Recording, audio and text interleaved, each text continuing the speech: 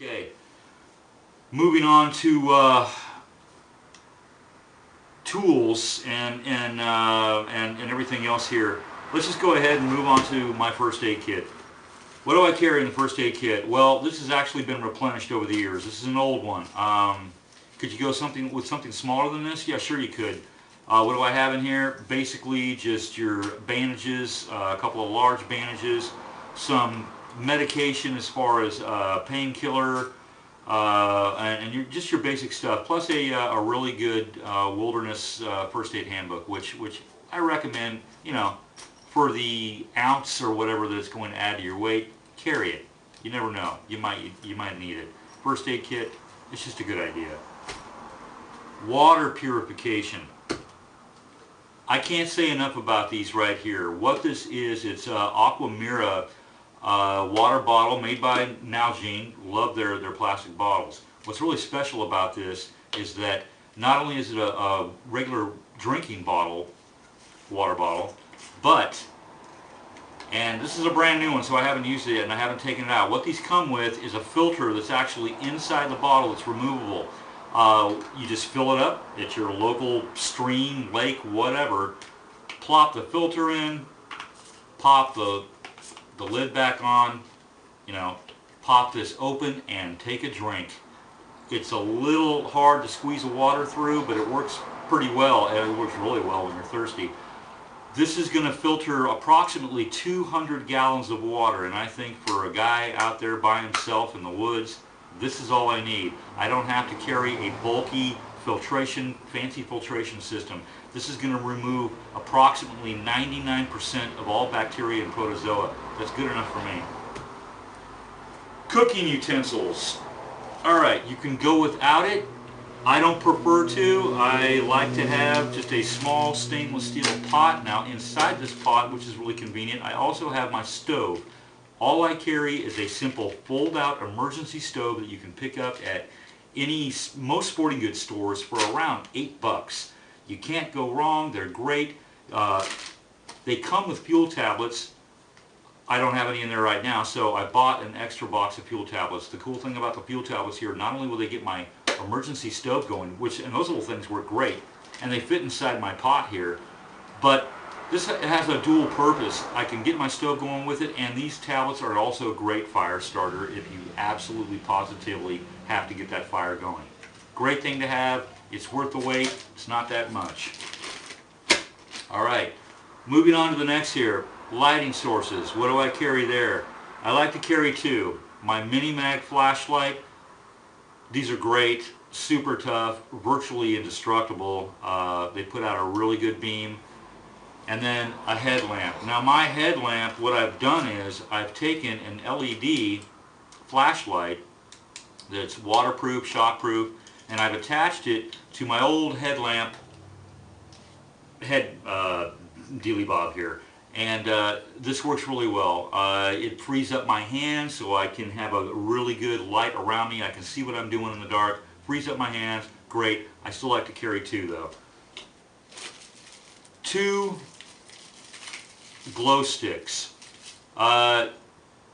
Is it necessary? Not really, but they don't weigh anything. I like to carry a couple of them. Alright, moving on now to actual fire starting equipment here. These are waterproof fire sticks. Fire lighters, it says fire lighters on the box. I keep them in a plastic bag because I like to keep stuff waterproof, especially here in the Pacific Northwest where it pretty much rains all the time. These are great. Do I need them? Not necessarily, but considering it doesn't weigh much, take them.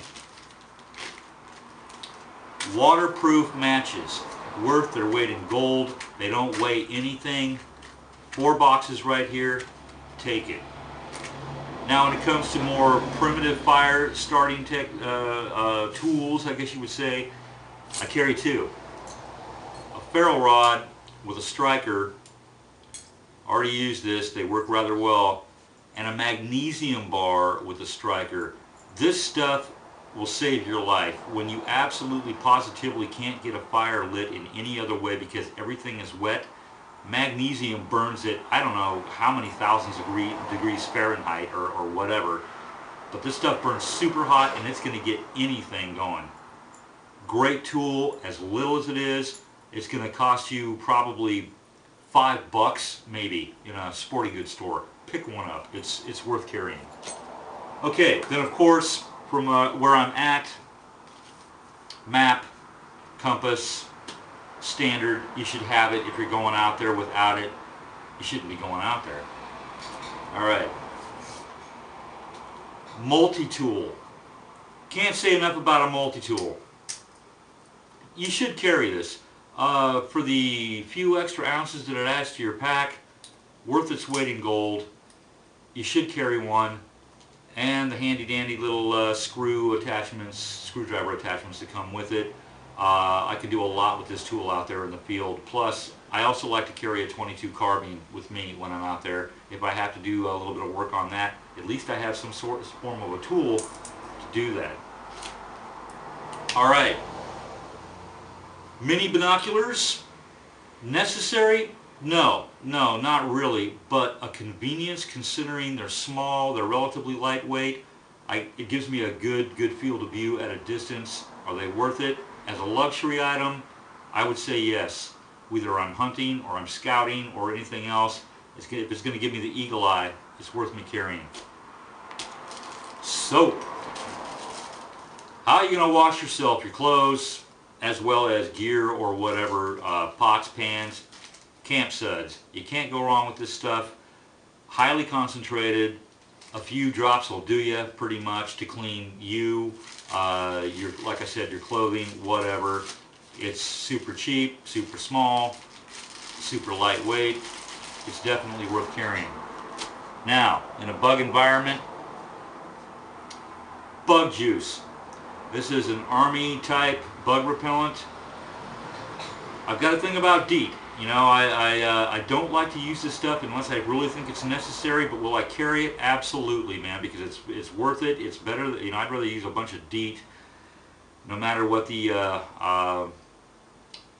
opinions are on DEET. I would rather have that than have all the blood sucked out of my body.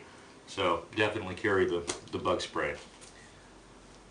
A repair kit with several needles. Ironically enough, I took this one home from a hotel room. It was perfect. It has different size needles in here for not only stitching up what I might need to stitch up in my gear. Also, what I don't have here right now when it comes to that is carry yourself some dental floss, wax dental floss. The cool thing about dental floss is it's super strong. It's going to sew up anything. It's wax, so it actually helps waterproof the holes as you're sewing. Great stuff, super strong. This is all you need for something like that. Plus, you can suture yourself just in case you actually need to. All right. Critter getter gear, if I may call it that. What I have here, 2 rat traps, which I have already used in a previous video. These things are worth their weight in gold for a survival trapping situation, as long as you got the bait. What you get basically is going to depend on what you bait it with, obviously, but these things are worth their weight in gold. They don't weigh much. You carry 2. They're highly efficient. You're pretty much, if you know where to set them, which is something I also explained in one of my previous videos, they're going to get you a meal. Worked for me. They work really well. I've set plenty of snares in my time, and you have to set 8 to 10 to maybe 15 snares in hopes of getting one meal. This is worth its weight in gold to carry because these things work. Fishing gear. Simple fishing gear. What I mean by that is 8-pound test line, some simple trout hooks, and salmon eggs. And a little bag of sinkers. This doesn't take up much room in my pack at all. It doesn't hardly weigh anything. This can get me dinner when I'm around a water source where I know that there's actually fishing to be done. Now, as far as a hunting implement is concerned, a wrist rocket slingshot. These are highly effective close range, obviously. This one completely comes apart, where I can take it all apart and put it all back together. These are powerful, not to be underestimated. It's a good hunting tool. It will get you your meal if you get hungry enough. Might take a little bit of practice, but I carry one. And an extra band, and 2 old pill bottles with hunting shot. Stainless steel hunting shot, 2 different sizes, the 50 cal, and I forget what the little ones were, what caliber they were. But these are great. They're highly accurate. They're going to work a lot better on a slingshot than a rock you're going to find well. So, highly recommended. And there you go. Now, keep in mind, this does not include my clothing that I carry out there, and it doesn't include my sleeping bag. But this is the basic gear that if you're going to be here in the Pacific Northwest and you're going solo, you should carry.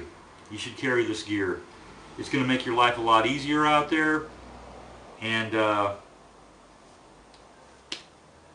yeah. So there it is. There it is, guys. And I hope to bring you more videos here pretty soon. We'll get into clothing, what I carry as far as the other gear is concerned, and I'm not talking like other gear really as much as I am about just the sleeping bag, sleeping pad, and stuff like that. But this is the basic gear right here that I carry. This is what you should be carrying if you're going to be doing something like this up here. All right. Until next time.